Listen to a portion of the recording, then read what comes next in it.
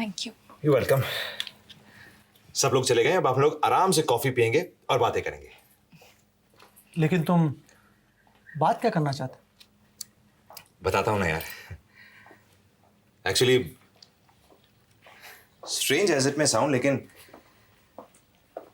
जो बात मैं करने जा रहा हूं वो करते हुए बहुत शर्म आ रही है मुझे। रियली? ऐसी कौन सी बात करना चाहते? शर्म और तुम्हें यकीन नहीं होता शेरगिल? क्यों क्यों? मुझे शर्म नहीं आ सकती क्या? मैं बेशर्म हूं? देखो मेरी मां मुझसे हमेशा कहा करती थी, वो कहा करती थी कि अपनों से अपने दिल की बात करने में कभी शर्माना नहीं चाहिए। लेकिन मुझे शर्म आ रही है क्योंकि तुम लोगों ने मुझे कभी अपनाया नहीं, कभी अपना समझा नहीं मुझे। फिर भी तुम अपनी बात हमसे कहोगे जरूर। कहनी पड़ेगी ना दीपक, शर्माते हुए कहूंगा लेकिन कहूंगा जरूर। अच्छा ये बताओ क्या कहना चाहते हो तुम? बात यह है कि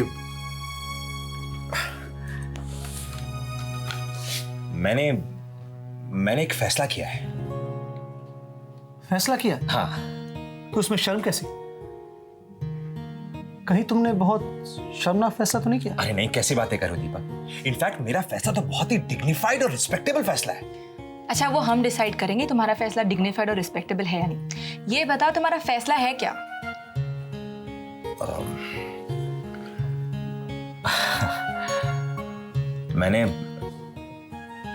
मैंने फैसला किया है कि मैं शादी करूंगा। जतिन, ये तो सचमुच बहुत अच्छा फैसला है। सिर्फ अच्छा है? वो डिग्निफाइड, वो रिस्पेक्टेबल का क्या हुआ? हाँ, वो भी। लेकिन जतिन, एक बात समझ में नहीं आई, तुम अपना ये फैसला हमें क्यों सुनाना चाहते? कम ऑन दीपक, कैसी बातें कर रहे हो तुम? अरे जब तक तुम मेरा साथ नहीं दोगे तब तक मैं शादी कैसे कर सकूंगा? क्या मतलब? मतलब तुमको ही तो सब कुछ करना है, तुमको ही तो वो लड़की ढूंढनी जिससे मैं शादी करूंगा। मुझे ढूंढनी है? क्यों? क्योंकि तुम तो उसे देखते ही पहचान जाओगे ना। जतिन, मेरी कुछ समझ में नहीं आ रहा कि तुम क्या कहना चाहते हो। मैं उसे कैसे पहचानूं? क्योंकि तुम सुमन को इतनी अच्छी तरह से पहचानते हो ना। देखो कंफ्यूज मत हो, मैं बताता हूं। मैं एक ऐसी लड़की से शादी करना चाहता हूं जिसमें वो सारे गुण हो जो सुमन में है। अब तुमसे बेटर जज और कौन हो सकता है? इसे तुम्हें तो लड़की से मिलना ही होगा। अगर तुमने पास कर दिया तो मैं उससे शादी करूंगा। दीपक प्लीज, तुम्हें मेरे लिए मेरी सुमन ढूंढनी ही होगी।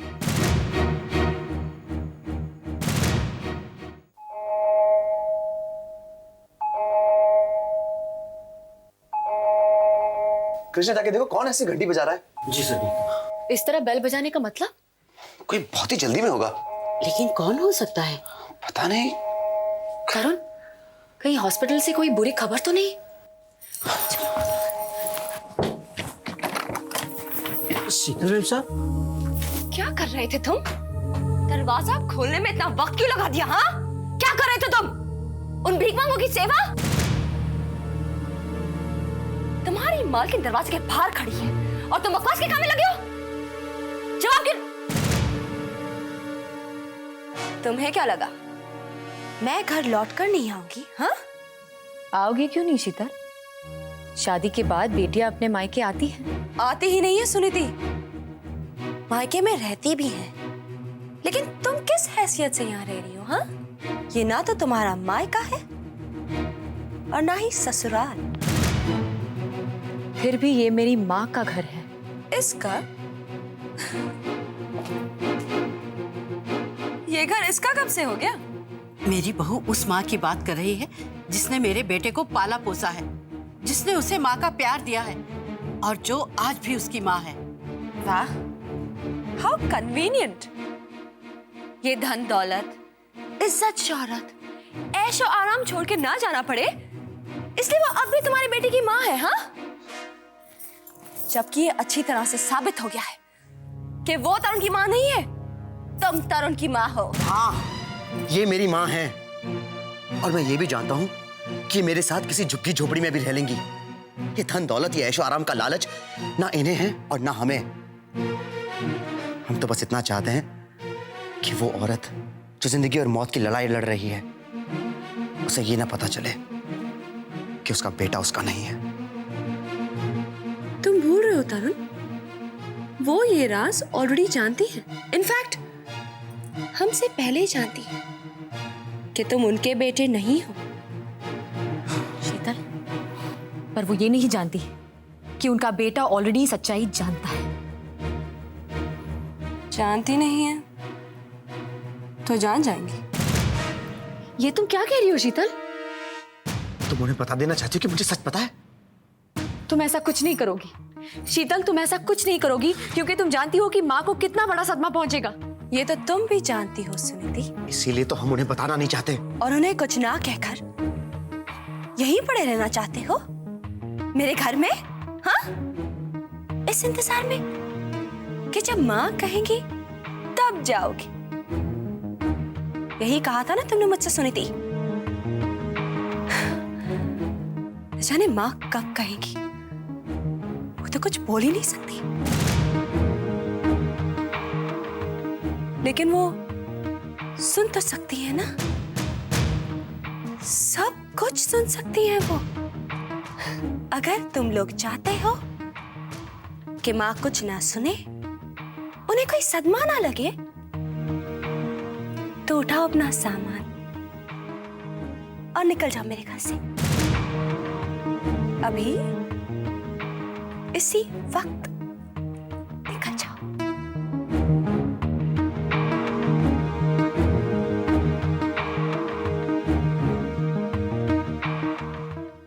क्या तरुण रोहिणी आंटी का बेटा नहीं है? और ये बात आपको कल पता चल गई थी, लेकिन आज आप हमें बता रही हैं। तो और मैं क्या करती मीरा, तरुण और सुनीति को घर भेजकर मैं और दीपक वहीं रुक गए हॉस्पिटल में। सुबह जब अभय आया तब हम निकले वहां से और सीधे यहाँ चले आए। अभय ये सब जानता है? हाँ, और वो ये भी जानता है कि ये सब शीतल का किया धरा है। लेकिन अब शीतल ऐसा क्यों कर रही है? भैया ने तो कसम खाई है ना कि वो सुनीति से नहीं मिलेंगे। लेकिन तुम्हारे भैया तो हमेशा उसी से प्यार करते रहेंगे ना, और यही डर, यही इनसिक्योरिटी है शीतल को कि कहीं सुनीति अभय को उससे छीन न ले, और इसीलिए वो चाहती है कि सुनीति उनकी जिंदगी से हमेशा हमेशा के लिए अलग हो जाए। और इसे दर्पण भी तो चाहिए। और जब सुनीति एक सिंगानिया नहीं रहेगी तो दर्पण को कैसे संभालेगी? और उस बिना पे तरुण का भी कोई हक नहीं रह जाता दर्पण पे। दर्पण एक बार फिर पूरी तरह शीतल के कब्जे में आ जाएगा। सोच क्या रहे हो तरुण?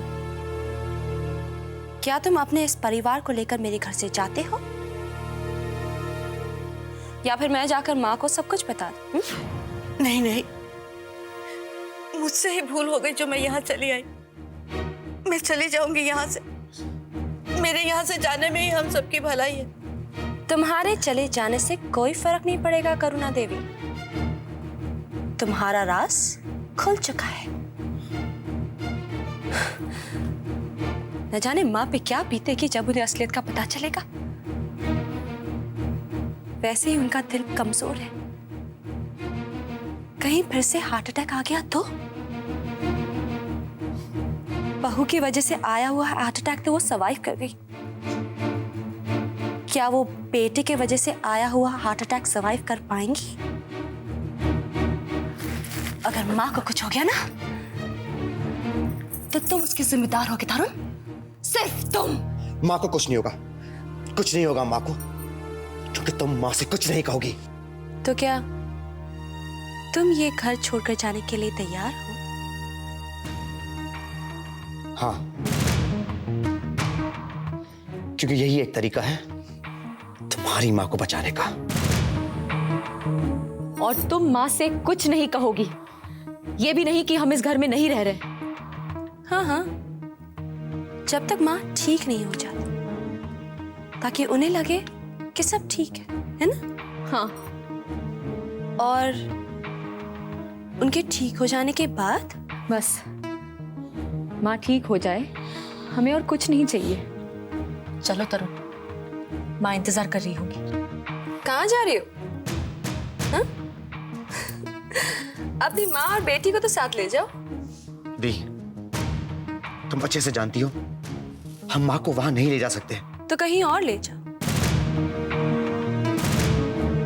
रिमेंबर, तुमने ये घर छोड़ने का वादा किया है। इस वक्त हम इन्हें कहाँ ले जाए?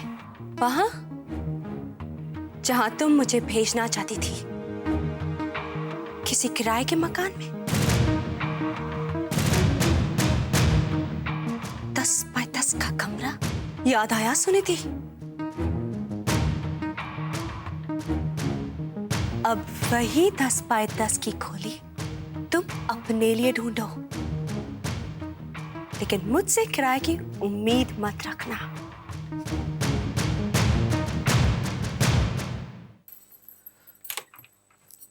मैम साहब, मुझे आपसे कुछ कहना है। हाँ कृष्णा, मैम साहब,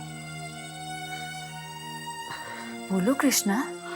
मैम साहब, मैं भी आपके साथ चलूंगा मैम साहब, ये घर छोड़कर। कृष्णा, तुम हमारे साथ नहीं आ सकते, तुम्हें इसी घर में रहना होगा। मैम साहब, मुझे भी आपके साथ चलने दीजिए मैम साहब। देखो, मेरी बात समझने की कोशिश करो। तुम हमारे साथ नहीं आ सकते। अगर तुम हमारे साथ आए तो इस घर की देखभाल कौन करेगा? अगर तुम हमारे साथ आए तो सर के फोटो पर हार कौन चढ़ाएगा? कौन करेगा माँ के कमरे की सफाई? बोलो बोलो कृष्णा। जब माँ अस्पताल से घर वापस आएगी तो उन्हें ये घर वैसा ही मिलना चाहिए जैसे वो छोड़ कर गई थी, है ना? जैसा वो छोड़ के गई है, अब उन्हें घर वैसा नहीं मिलेगा मैम साहब। ये तो नामुमकिन है मैम साहब, ये तो नामुमकिन है।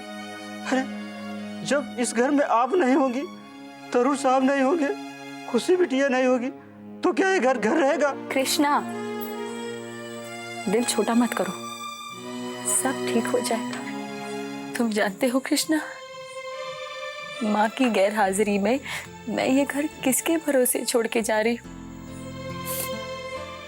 तुम्हारे भरोसे। मेरी माँ का घर संभाल के रखना कृष्णा। हाँ? और दिया जलाना मत भूलना। ठीक है मैम साहब, ठीक है, जैसा आप कह रही वैसा ही मैं करूंगा मैम।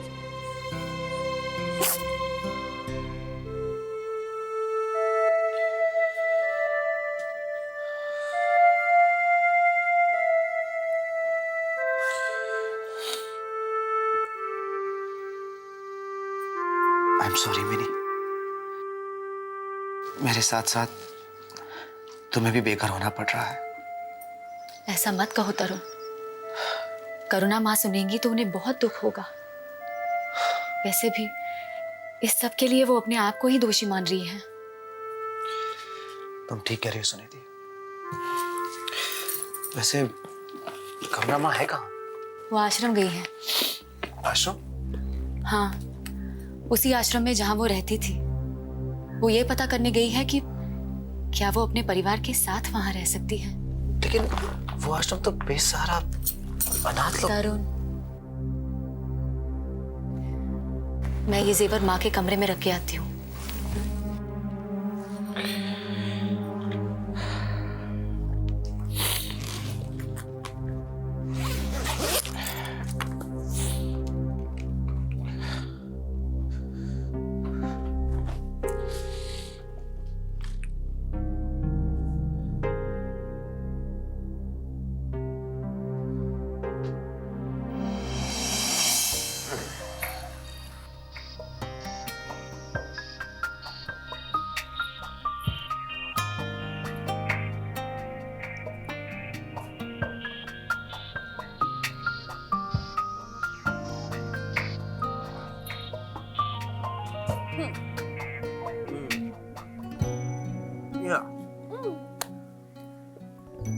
सिर्फ मिठाई? आज के दिन अपनी बहन को और कुछ नहीं दोगे? बोलो क्या चाहिए? ऐसे पूछ रहे हो जैसे कि मैं जो मांगूंगी तुम मुझे दे दोगे। बिल्कुल, जो मांगोगे दे दूंगा। कैसे? पापा से पैसे लेकर? सो अभी उनसे ले लूंगा, बाद में कमाकर उन्हें वापस दे दूंगा। न जाने वो दिन कब आएगा। तब कमाने में तुमने आज तक इंटरेस्ट नहीं दिखाया ना।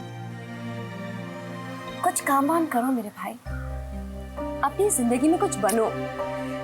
शीतल दी, मुझे काम करने की क्या जरूरत है? ये मत भूलो मैं विजय सिंघानिया का इकलौता बेटा हूं। इस सारी जायदाद, उनके सारे बिजनेस का मैं इकलौता वारिस हूं। Why should I work? जब तक मेरे बाप का नाम मेरे साथ जुड़ा हुआ है, मुझे किसी भी चीज की कोई कमी नहीं हो सकती, राइट? लेकिन इस वक्त तुम्हारे पास मुझे देने के लिए कुछ भी नहीं है। तुम्हारा अपना है ही क्या तरुण? तुम्हारा कमरा? एक काम करो ना, तुम मुझे अपना कमरा ही दे दो। ओके शीतल दी, तुम्हें मेरा कमरा चाहिए था ना? ले लो, ले लो। ये आज से ये कमरा, ये घर सब तुम्हारा हुआ। मेरा कुछ भी नहीं रहा। मेरे पास तो मेरा नाम भी नहीं रहा।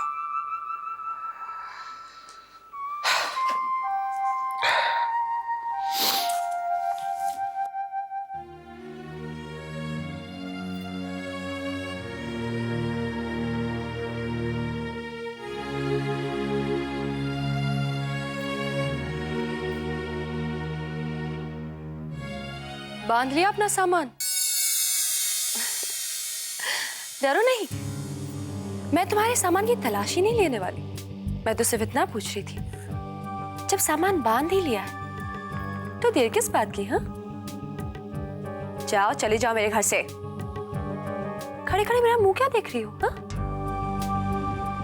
वैसे तुम्हारी वो बुढ़िया माँ कहाँ है? टैक्सी लाने भेजा है? 10 बाय 10 के कमरे में रहने वाले लोग टैक्सी में नहीं जाते सुनीति, उन्हें तो अपना सामान उठाकर पैदल ही जाना पड़ता है। शीतल, तुमसे किसने कहा कि हम 10 बाय 10 के कमरे में रहने जा रहे हैं? और जा भी कहाँ सकते हो तुम लोग? अभय के घर। क्या हुआ शीतल, तुम इतनी हैरान क्यों हो? अगर तुम मुझे इस घर से निकालोगी तो जाहिर सी बात है अभय मुझे सहारा देगा ही। क्यों? बेशर्म औरत, तुम अपने पति के साथ अपने आशिक के घर में रहोगी? वो मेरा आशिक नहीं, तुम्हारा पति है, और मैं तुम्हारे पति के घर में रहने जा रही हूँ। नहीं, नहीं कर सकती तुम ऐसा सुनीति, नहीं कर सकती तुम ऐसा। मैं ऐसा कर सकती हूँ शीतल, पर मैं ऐसा करूंगी नहीं। तुम तो बिना वजह ही डर रही हो शीतल। अभय के साथ मैं एक ही रिश्ता रखना चाहती थी, नंदोई का रिश्ता, पर वो रिश्ता भी तुमने खत्म कर दिया। अब अभय और मेरे बीच कोई रिश्ता नहीं रहा शीतल। मेरी सलाह मानो और अपने पति के घर में जाकर रहो।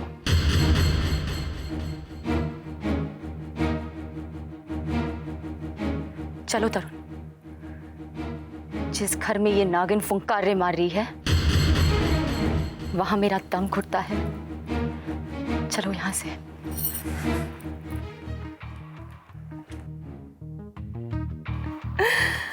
अब सही तरह से पहचाना है तुमने मुझे सुनीति। नागिन ही तो हूं मैं, ऐसी जहरीली नागिन जिसने तुम्हें ठस लिया है। अब तुम्हें मरने से कोई नहीं बचा सकता, कोई नहीं। और रही बात अभय की, तो मैं नहीं जाऊंगी, उसे ही यहां आना होगा और वो आएगा। उसका बच्चा जो है मेरे पास